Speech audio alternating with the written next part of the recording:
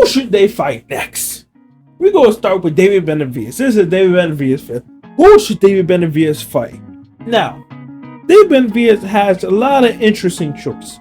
Because what he said in the press conference, he said after that lackluster performance, he said, I weighed at 189. And I think he did that on purpose. He weighed slightly low so he could be low enough still to make 168, and it won't be a problem to make 168. You know what I'm saying? Because if you would have went super hard, like weighed at 200, imagine cutting 200 pounds to 168. That would have been horrible, number one. And number two, Canelo probably would have whooped his ass and knocked him out because he knows he needs his chin to fight Canelo, right? And I kind of spoil what he's going to do. So he weighed at 189 because he still is the interim WBC champion for 168. I don't know how he is, even though he literally just competed at 175. These belts really don't mean a fucking thing, but I digress, right? He said that he did that on purpose so he can still chase that Canelo fight. He has two options, right? He has two options, kind of three. Options one, number one, what I think everybody wants is Canelo. He has an option to go back down and fight Canelo at 168, him versus Canelo September, do Mexican versus Mexican, that big ass card. And yeah, that's his first possibility. Now, do I see this happening? I don't know. I do not see this happening. It's just Canelo. It's just, I don't know. Canelo say he wants 200 million.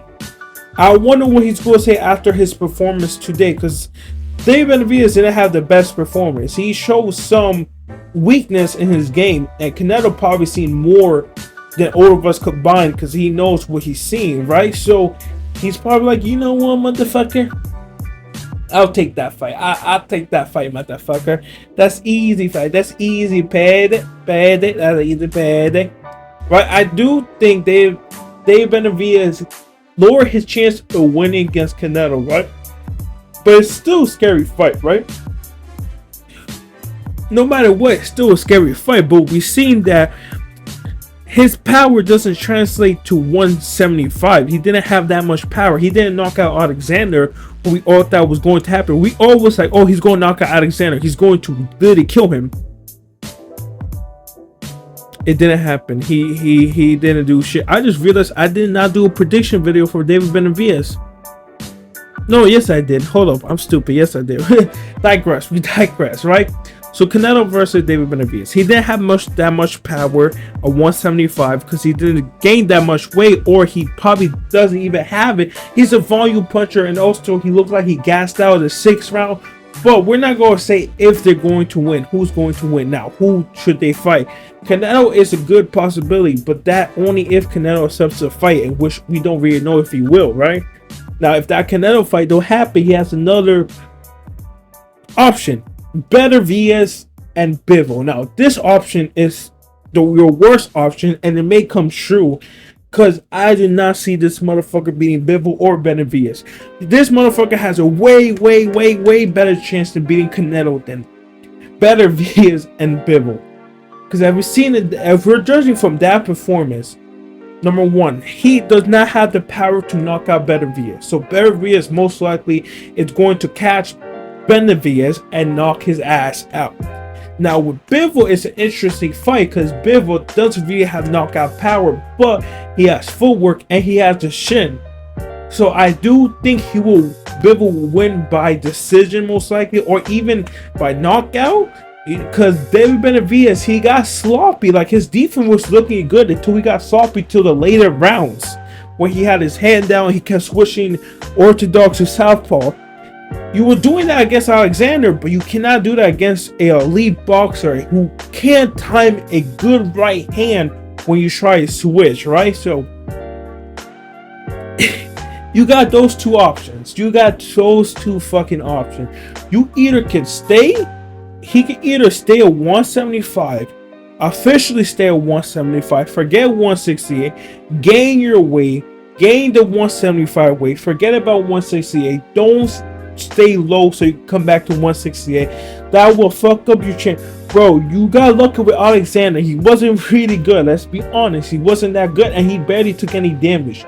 If there was a elite ass 175er, he probably would have beat David Benavidez. So the fact that you're trying to still keep like your weight in range so you can still come back down 168 is horrible. You gotta make your decision by September. You either go back down 168 or you go forget 168 and officially become a 175er. Officially gain that weight so you can fucking actually knock out people. Because you need to. You need to knock out people in this division. So, I said there was 3 options, but that's really his 2 options. His 3 options is technically also stay at 175. Because if he stays at 175, right? If he stays at 175, says I'm chasing Bivol versus Beterbiev, right? Sadly, we already would have had one of them fucking win already. But since fucking Beterbiev got injured, if David Benavidez choose to stay at 175, which that's why I think if I'm David Benavidez, I would try to get that Canelo fight because it makes more sense. Because you're gonna have to wait a long ass time to fight for undisputed 175. Because you gotta wait till Bivol versus Beterbiev happen.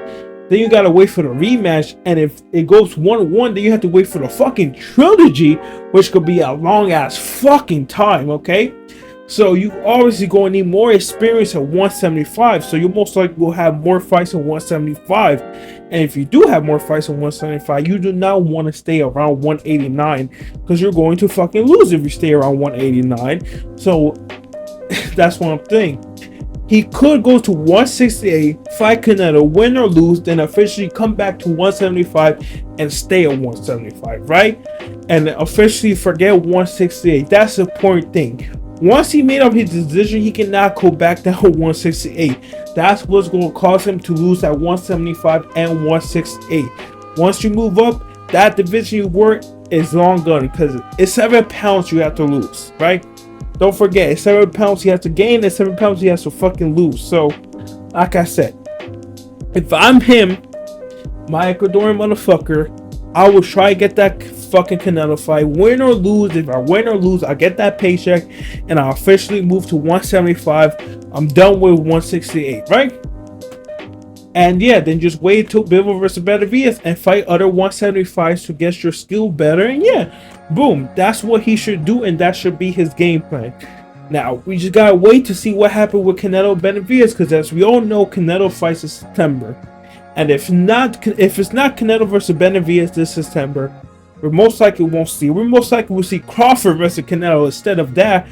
And Benavidez just getting focused on 175 and fights other guys and hope that his power translates to 175. Because if it don't, I don't see him beating Bivol or Beterbiev. Maybe Bivol most likely, but not Beterbiev. Beterbiev, he but anyways, guys. But anyways, guys, that's the whole video. Don't forget to like, subscribe, hit the notification bell. Oh yeah, see you guys next time.